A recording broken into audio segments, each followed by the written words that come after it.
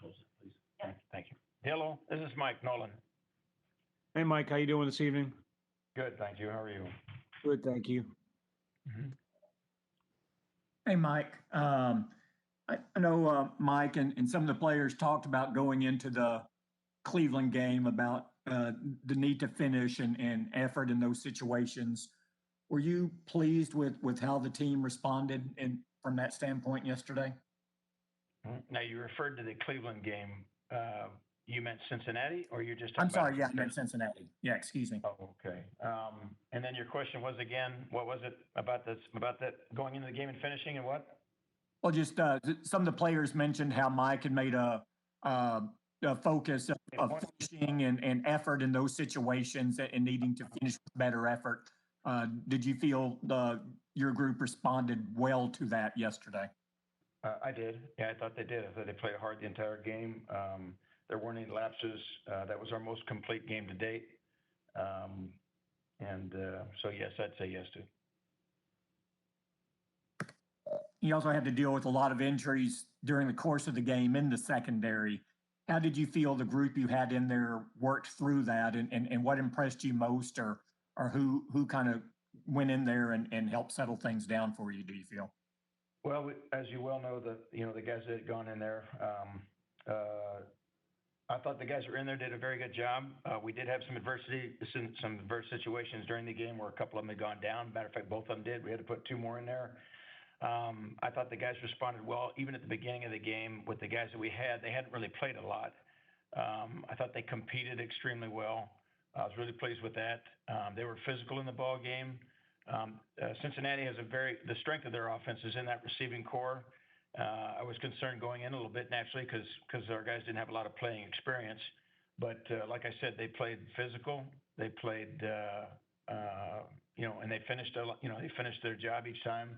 I thought they did a good job. I really did. I thought they did a good job. And the guys, like you asked, that had gone in when there was the adverse situation, and the guys that come out of the game, I thought they stepped in and did a good job as well. Your unit as a whole, certainly it was a tough week, a lot of talk about them not finishing against the Ravens, and for you to go out there and stone the run like you did and get the 3 turnovers, just talk about the effort and the pride that they showed. Well, I agree. I think it shows a lot of character on their part to bounce back like they did. That was a tough loss against Baltimore. But without question, getting the turnovers in the first 3 possessions makes a huge difference in the game, and being, having the ability for Alden to bring one back for a score was huge as well. As it is, any other time you get on top early and you're playing good football, it kind of continues to give you motivation to continue with that. It's and I thought that they played inspired football, and I thought they did a good job. Has DeMarcus Lawrence been the guy that has set the tone all season, even though things haven't gone well? He's certainly played hard and just getting that strip fumble there just kind of, set the tone for you guys for the game. Mm-hmm. Well, the way DeMarcus plays is without question a great example to anyone else that does play. I mean, he plays hard every down.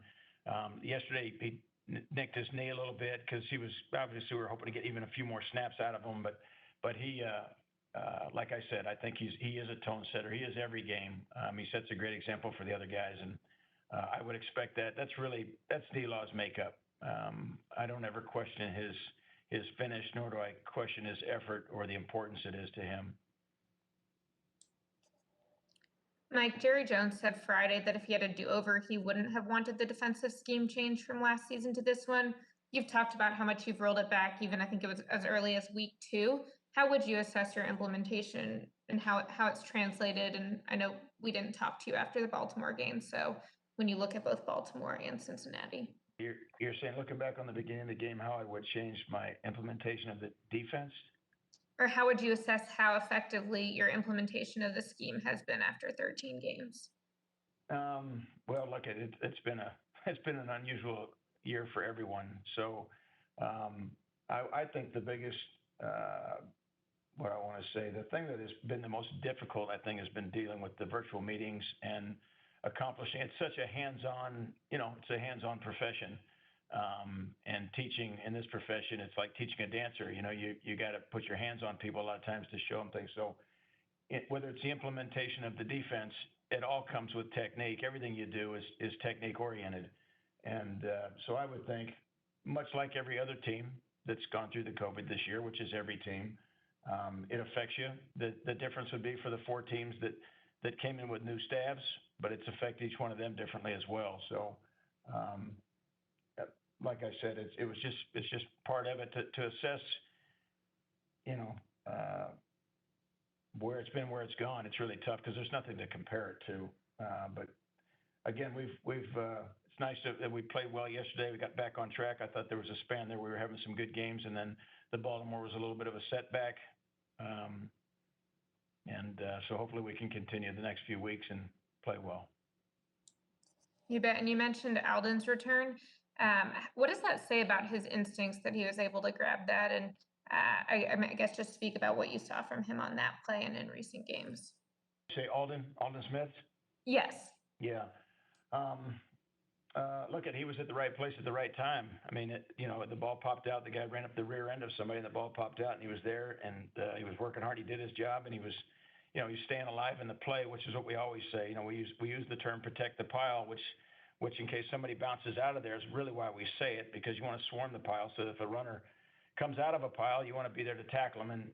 But the same thing goes for the ball. If the ball pops out and it's available as it was, just like I said, the fact that he finished the play, he was right there where he should be, and good things happen when you do that. And he just happened to be the beneficiary to a free one there, and he took it to the house. So that's that inspires anybody to play even better throughout the game, and he played a good game.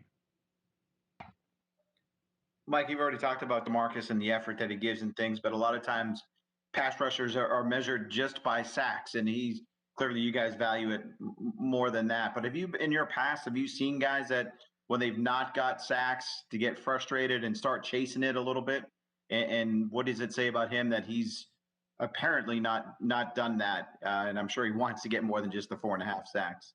Yeah, that's a great question, because I think you're right on.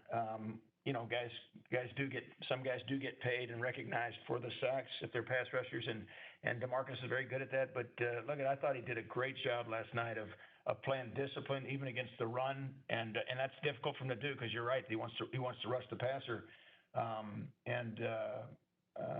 but I mean, a credit to him, he really did. I thought throughout the game, it was noticeable to me that he was really trying to be disciplined in his gap integrity and things like that, and play good run team defense. But at the same time, he makes a lot of plays in the run game by being very active, as has already been said, and some of that is in an effort that if the quarterback is passing, that he can convert it into a pass rush. But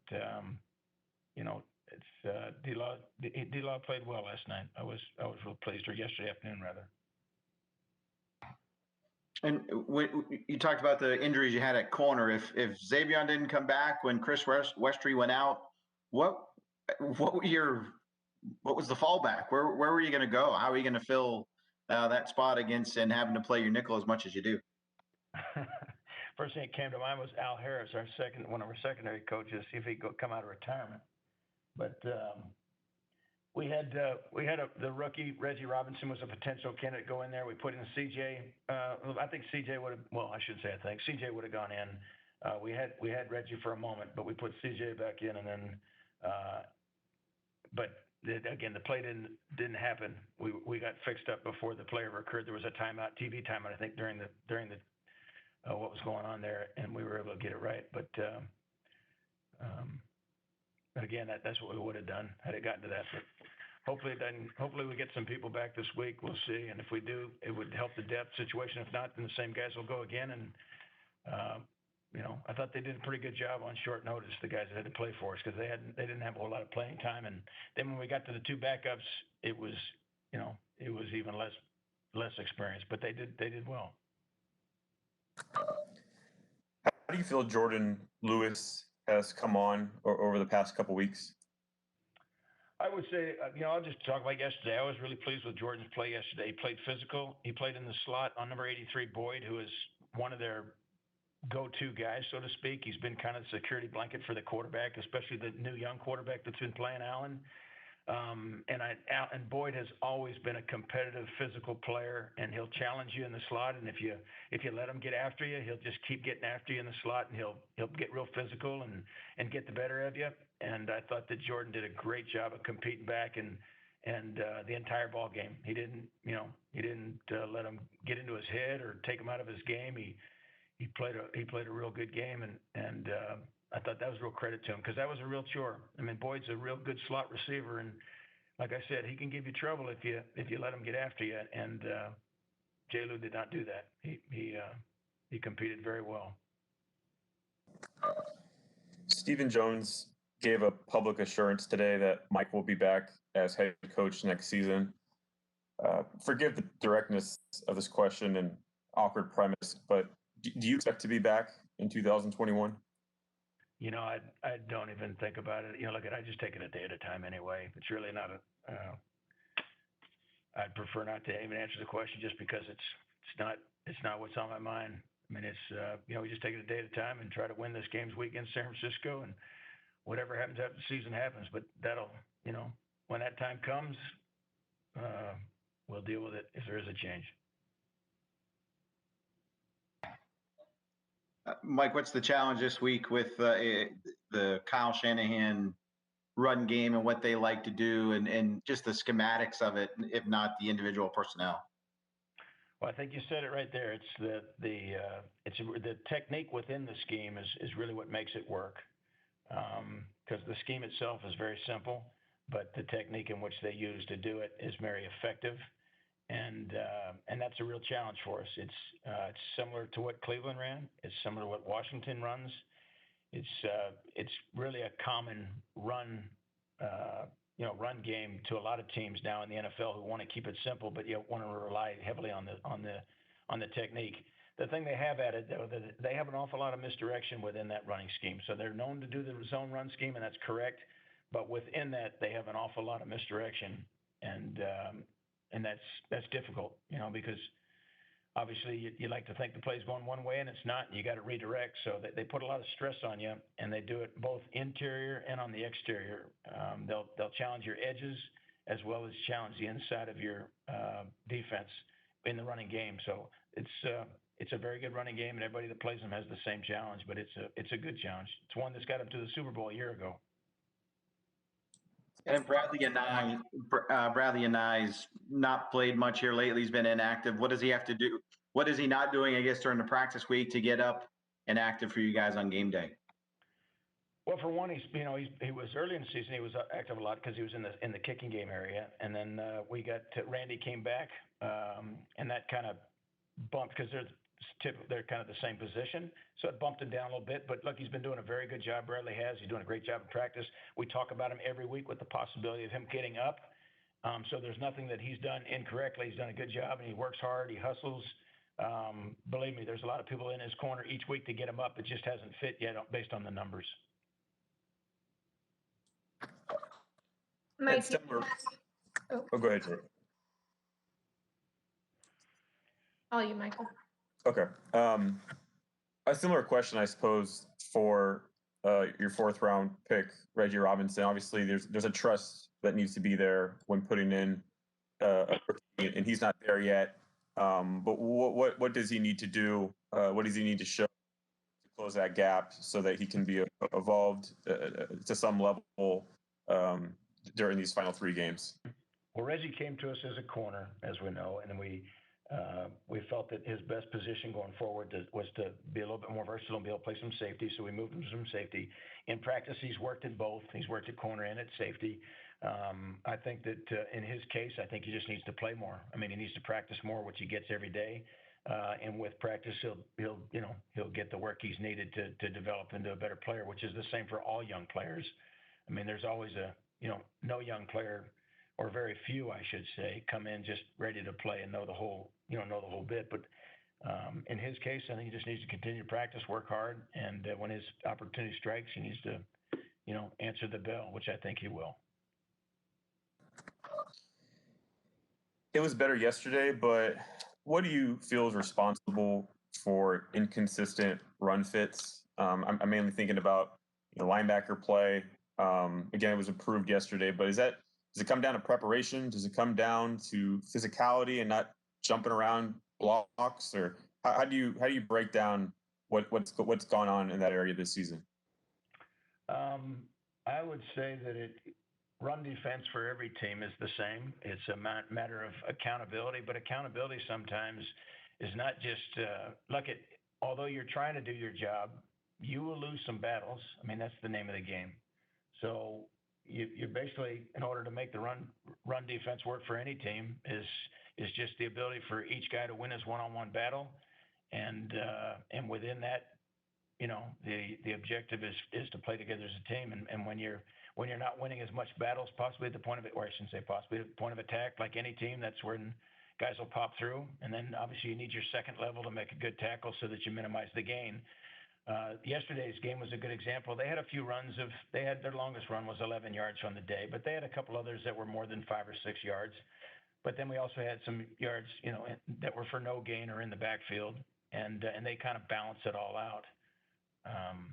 So at the end of the day, that's really what you're looking for, is a good balance and not give up any big runs. The ones that have been disappointing throughout our season have been the explosive runs that are big runs and scores. And typically they've happened, at times in games, maybe even late in the game, when you really want to, when you're trying to get off the field, get your offense back on. So that's been the disappointing thing as far as the run game. But like I said, it's not brain surgery. It's just 11 on 11, and you gap out as everyone does those gaps, and the one that blocks better or defeats the blocks better, you're not going to have 11 wins on any one down typically, but hopefully you don't have 11 losses either. But when you have more losses than wins at the point of attack, people get through for yards. Mike, you mentioned you're not thinking ahead to after the season, but when you have a week like the Baltimore game, since we didn't speak to you between the two games, how do you go about personally dealing with some of that criticism, and how much do you address things like finish with your players after Coach McCarthy does with the team? You just go attack it. That's all you do. I mean, you point out, for example, when you go through the film, you point out, why things worked, why they didn't work, because the important thing is that guys can see how it should work when you block, which is, again, this is the same for every team, because if they can see that, they can correct it. But if it's not making sense, then that's when it's, people feel like it's not correctable. We don't do anything that's not just, mathematically it's sound. It's all good. It's the same. I mean, it's not, I don't think if you ask any offensive coordinators, they'd say, boy, they're doing things that aren't customary or whatever. It's just, we just got to win. Like I said, if you lose too many battles at the point of attack, you're going to give up more yards than somebody else. The offense is going to, their objective is to block you. Your objective is to beat the block. And that's really what it gets down to in the end. And on that note of guys understanding where things went wrong, when we talked to Leighton, even right after that Baltimore game, he was saying that on the 4th and 2, 37-yard touchdown by Lamar, he said, that's 100% on me, and I know that's on me. When you have a guy like that who can explain in real time, here's what I did wrong, and I'm going to take accountability publicly for it, how much does that help you set the tone going forward? Well, I think it says a lot about the individual. I mean, it takes a big man to say what he said. I will say, though, that defense, there was more than just him assigned to the quarterback. There was 2 other players as well. So, like I said, that says a lot about his accountability to doing his job. He was one of them, and I'm sure he was disappointed in what he did. But like I said, I think it just says a lot about, him and the type of guy he is and how important it is to play well. And, there's not much else to say on the matter, I guess, than that. Last week, when there were the questions of effort pertaining to defense and run defense, how did that sit with you? It seems like a pretty critical, nagging thing to show up as a coach for you. How did you go about working through that and addressing it with your guys to ensure that was unacceptable and wouldn't be accepted if it happened further?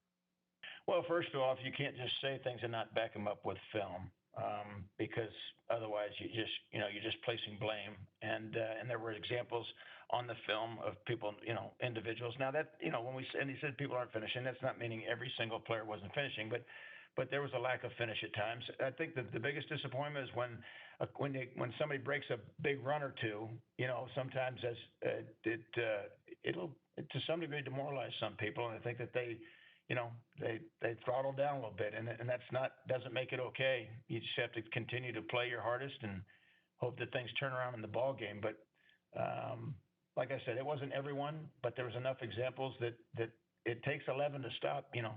11 people have to play hard. You can't just have some playing hard, some others not, because it'll catch up with you. It is the ultimate team sport, and everybody counts.